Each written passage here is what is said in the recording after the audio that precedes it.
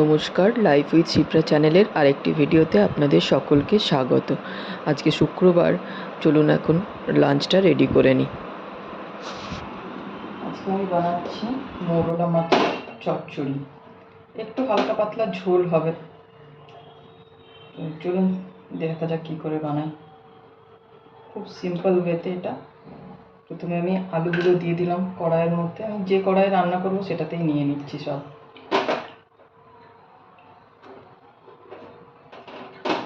সরু সরু লম্বা লম্বা করে কেটে রেখেছি আলু নিয়ে নিলাম, বেগুন নিয়ে নিলাম। বেগুনগুলো সরু পাতলা পাতলা লম্বা করে কেটে রেখেছি।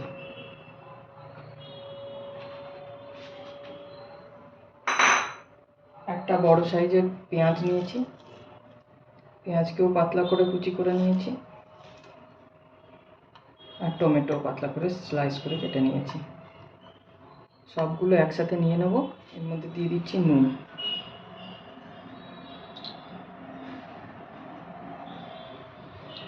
টু অ্যান্ড হাফ টিস্পুন নুন দিলাম,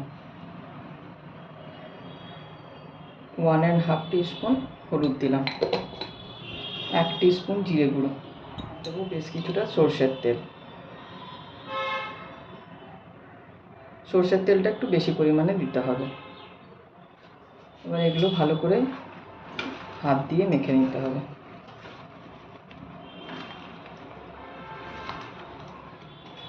মাছগুলো আমি পরিষ্কার করে ধুয়ে রেখেছি।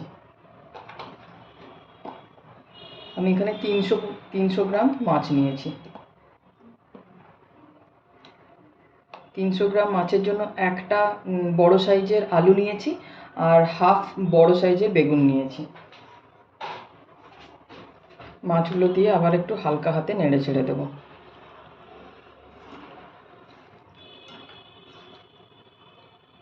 খুব সাবধানে এটা একটু মাখতে হবে যাতে মাছগুলো ভেঙে না যায়।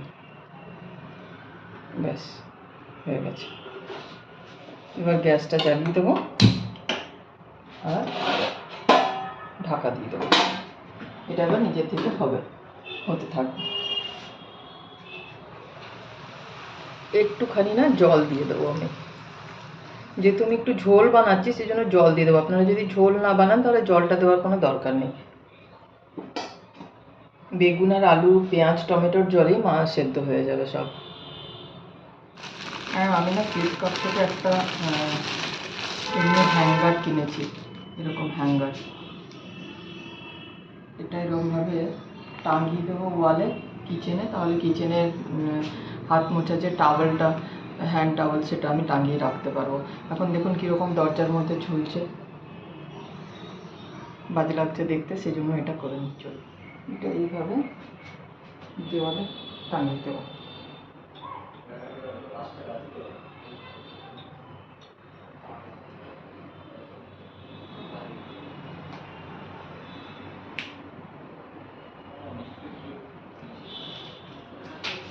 একটা এরকম প্লাস্টিক দেওয়া ছিল, এটা তুলে দিলাম। এবার এটা চিটিয়ে দেবো।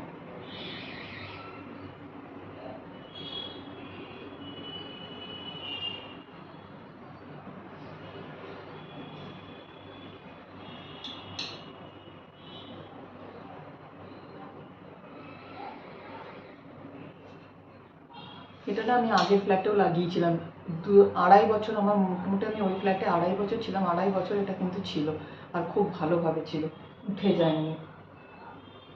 দেখি এবার এটা থাকে কিনা।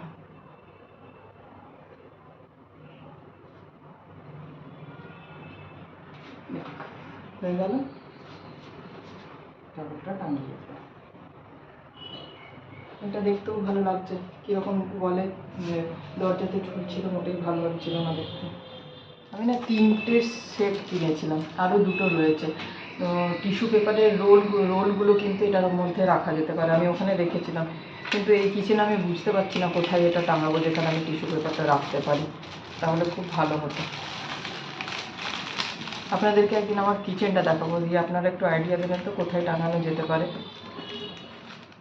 চলুন মাছটা দেখি একটু হালকা হাতে নেড়ে ছেড়ে দিই, কীরকম অবস্থায় আছে আর কী হচ্ছে একটু দেখাই আপনাদের। চলুন,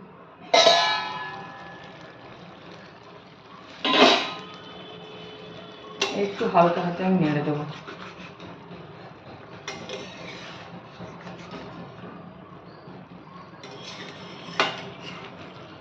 দেখবেন যেন মাছগুলো ভেঙে না যায়। আলুটা সেদ্ধ হয়ে গেছে, আর একটু ঢাকা দিয়ে রাখবো। আমি না একটু জল দেবো, আমি একটু ঝোল ঝোল বানাবো, তো সেই জন্য একটু জলটা দিই।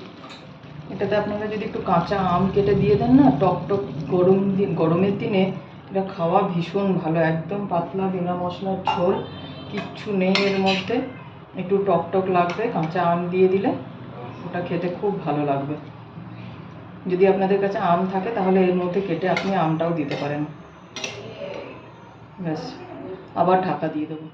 একটা না চেরা কাঁচা লঙ্কা দিয়ে দিচ্ছি, এটা প্রথমেই দিলে ভালো হতো, বাট আমি দিতে ভুলে গেছি। একটা কাঁচা লঙ্কা দিয়ে দিলাম। হয়ে গেছে, হয়ে এসেছে একদম, বেগুন সেদ্ধ হয়ে গেছে, আলু সেদ্ধ হয়ে গেছে। আর 5 মিনিট ফুটলে আমি নামিয়ে দেবো। একটু কাঁচা সরষের তেল দিয়ে নামাবো। দেখুন মাছ একদম হয়ে গেছে, সব সেদ্ধ হয়ে গেছে। এবার আমি ঢাকা দিয়ে গ্যাসটা অফ করে দেবো। ঢাকা দিয়ে গ্যাস অফ করে দিচ্ছি। আজকের মেনু হচ্ছে গিয়ে এটা চিচিঙ্গা পেঁয়াজ দিয়ে ভাজা,